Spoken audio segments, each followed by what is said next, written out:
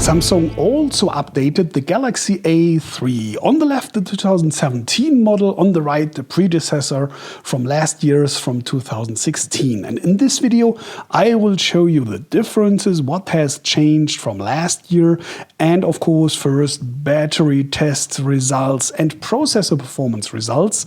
So in this video, you get a first impression. Let's start with the design, because I couldn't show you on the A5, but here both models are black. And here you can better see what I meant. Both are glossy on the backside, but the predecessor a little bit looked like glass. This is a bit more matte. And the consequence of that is if you tap on the backside here, I hope you will be able to see in the video. I'm trying to get it into the right angle there, I guess, like that. Here you see some fingerprints, and on the left you see definitely less fingerprints. Let me call it like that. So it's a right step in the right direction, I guess. You also have these a little bit more curved edges here. That was more edgy on the predecessor. And you see that silver metal frame once around, that's now black here. So you don't see it from the front, a little bit silver frame here. This is black now. So a little bit more like a little bit more compact, a little bit more, handy, but just from the looks, not from the haptics. They are really almost the same, because you have 66 millimeters, 1 millimeter more, 135 millimeters once again, and a thickness of 7.4 instead of 7.8 here. So a little bit bigger, but you do not feel that, especially the weight, 134 instead of 132. You need scales to recognize that, so it feels the same if I'm grabbing it in the palm. It looks a little bit different, but it feels almost the same. And like on the A5, the big one, the display didn't change at all. So it's exactly the same. We're talking about 4.7 inches, 120 millimeters, and once more, 720 by 1280 pixels. So you have the same density, same sharpness of 310 ppi, or 149 pixels per square millimeter. That's 44% below the average. So really no good result. But on the other hand, you can see that you can read nevertheless perfectly all these text here. And it's absolutely okay. But in case you are having that, say, okay, watching a lot of YouTube videos, let's say in Full HD, I want to see them naturally, then okay, but most don't need it, especially because the quality is great, because you have Super AMOLED once more, meaning you have these extremely high viewing angle stability, high contrast LCDs just can dream of. And by the way, also that USB Type-C now here instead of Type-B, the predecessor. So for me, I find it absolutely okay. But of course, there's a special target group with 4.7 inch and this resolution. So there must be a difference also for the prices. Coming to cameras, on the front, not so a big step ahead from 5 to 8 megapixels. Still that aperture of f1.9, so a good one, getting a lot of light, like on the back side also here, both.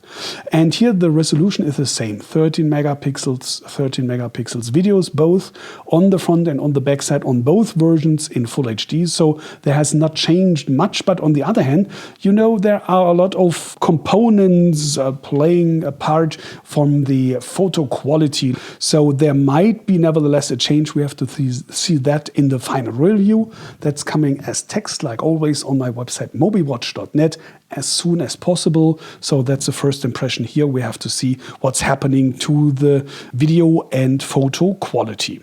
Coming to the processors, you feel it if you have, for example, apps like games where you really need that horsepower.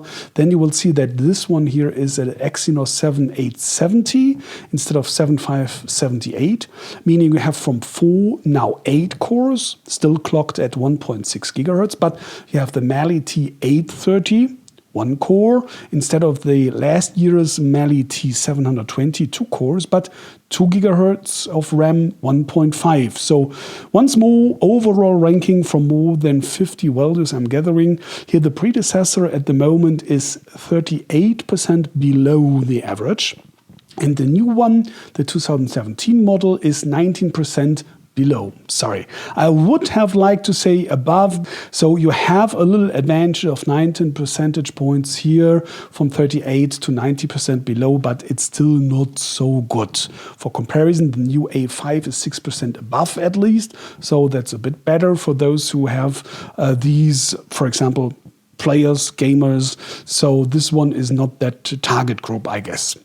Let's come to the radius. There we have now 4G with 300 instead of 150 megabits per second nominally, and especially you have now Wi-Fi N 5 gigahertz, and with that Wi-Fi AC current standard. This was both not the case here on the predecessor, and you now have Bluetooth 4.2 instead of 4.1 like on the A5, and especially well, that's of course mechanical button and fingerprint reader, but especially IP68. Like on the big A5, it's now protected against dust and water, officially 1.5 meters, 13 minutes. But in practice, in everyday life, means if it drops in the water and you grab it, you will have good chance that this one will survive, at least better chances than with the predecessor. So coming with that to the final and most important, I guess, for most of you result, battery runtime. It's fixed, it's built in like always, unfortunately, these days with these phones here. And it has 2350 instead of 2300 milliamps. Just 50 milliamps more, so I didn't expect way more. But let's come to the results. For reminding you, this one has had 608 minutes. In the current average, that's 20% above, so already a good result. And here the new one is 686 minutes. That's 35% above. 20% above, 35% above. So compared both, it's 13% longer runtime, and with 35% above the average, I guess at least regular users and I guess most of the heavy users will come through the day without having to refueling here. So this is, you have better chances to come through the day, but it's not that big step. And that's the problem, I guess, because, yeah, well, you have a little bit better runtime, a little bit better processor, but still not so good. And especially you still have 16 gigabyte internal memory. Yeah, that's the most important thing I do not appreciate because, yeah, well, from the net 9.2 to 7.5, this is a reduction in net. As you can see here, you have 16 gigabyte. Do not go for that one because, of course, I installed now some apps and test data and files and whatever, but it was 7.5 net when coming out of the box and updating all pre-installed apps and the operating system Android 6.01. So that's a thing, I guess, especially if you watch the price. This is like the predecessor, 329 euro, including tax, Germany, Europe. Like always, it may depend on your country, but this is now dropped after 1 year to 199 euros. So that's a huge difference, and you do not have that big advantage here, except IP68 and Wi-Fi AC. So you have to decide for yourself if this is worth the difference in price. But yeah, well, I'm not so sure if this one will find so much buyers because I find it too expensive for this 16, especially net 7.5 gigahertz. That's too less internal memory. You can expand, of course. You have that slot here for nano SIM and micro SD officially up to 256 gigabyte now instead of 128, sorry, so doubled officially, but nevertheless, I find it too less internal for that price. So nevertheless, we'll see in the final review if there are more advantages I haven't seen yet here on the first review, and especially concerning the quality of the photos and the videos. This is the first impression here. I hope this is enough for you from the Samsung Galaxy A3 2017 compared to the predecessor. Thanks for watching this video, and please be so kind to rate this video, and maybe you even leave a sub and your opinion in the comments. Thanks for that in advance. Take care and bye.